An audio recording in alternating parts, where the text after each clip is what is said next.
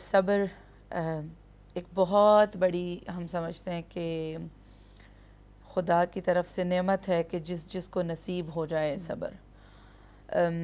اس کی منازل، اس کے لیولز طے کرنا، سر کرنا بہت مشکل ہے. اور لفظ اگر صبر کی مفہوم کی بات کریں تو اس کو یوں کہہ لیجئے کہ زندگی کا سفر کرتے ہوئے، یعنی جب سے ہم معرض وجود میں آئے، اس کائنات میں خدا نے ہمیں بھیجا، تب سے لے کر ہماری موت تک، یہ ایک درمیانی فاصلہ کہیے اس کو درمیانی سفر کہیے جو زندگی سے موت تک کا ہے، جو ہمیں اس لیے دیا گیا کہ ہم کمال کی اوج کو حاصل کرتے ہوئے کمال کردار، کمال روح، کمال اذہان، کمال فطرت کے ساتھ، یعنی اللہ نے کیونکہ ہمیں پیدا کیا پیور تھے، ایک فطرت سلیم پر ہماری جو ہے وہ پیدائش ہے، اس کو سنبھالتے ہوئے، یعنی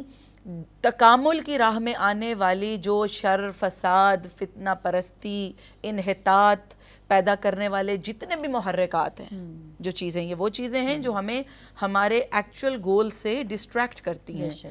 ان تمام چیزوں کے ہوتے ہوئے بھی اگر ہم اپنی زندگی سے لے کر موت تک کے اس سفر میں ان تمام فتنوں گری کے باوجود، شرپسندی کے باوجود، انحطاط و تفریط کے باوجود اپنے گول کو حاصل کرنے کے لیے ثابت قدم رہیں. مفہوم لفظی طور پہ صبر کا جو ہے وہ کچھ ایسے ہے کہ اس کا لفظی مفہوم. پھر آپ نے سوال کیا کہ اہمیت اور فضیلت. اس کی فضیلت تو یہ ہے کہ جیسا کہ آپ نے پہلے ہی وہ آیت پڑھ دی کہ ان اللہ مع الصابرین، یعنی ہر انسان اپنے جو کام ہم کرتے ہیں، ہم کہتے ہیں قربتاً الی اللہ، قربتاً الی اللہ، نماز پڑھی قربتاً الی اللہ، روزہ رکھا قربتاً الی اللہ، حج کیا قربتاً الی اللہ، ہر چیز قربتاً، یعنی to be close to the Lord of the universe.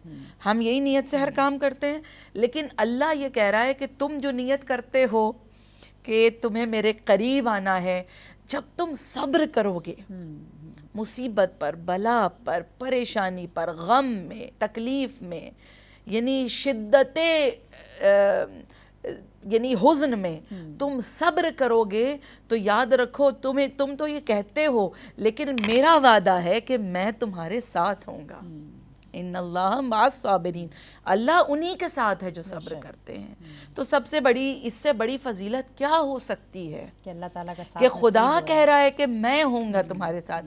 ہمارے بڑے بوڑھے اکثر یہ جملہ کہا کرتے تھے کہ جس کا کوئی نہیں ہوتا اس کا خدا ہوتا ہے، اس لیے اس کو ستانے سے ڈرو. بے شک بے شک. ٹھیک ہے. تو لوگ سمجھ نہیں پاتے ہیں کہ صبر کتنی بڑی، یعنی اس کی حیثیت ہے، کس قدر خدا کے اس کے انعامات ہیں.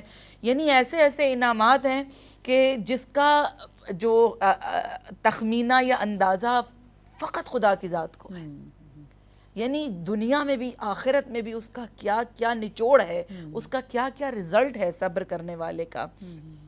تو اہمیت جہاں تک ہے اس میں آپ یہ دیکھیں کہ صبر یعنی انبیاء کا شعار، صبر یعنی اولیاء کا رستہ، صبر یعنی ائمہ طاہرین کی سیرت.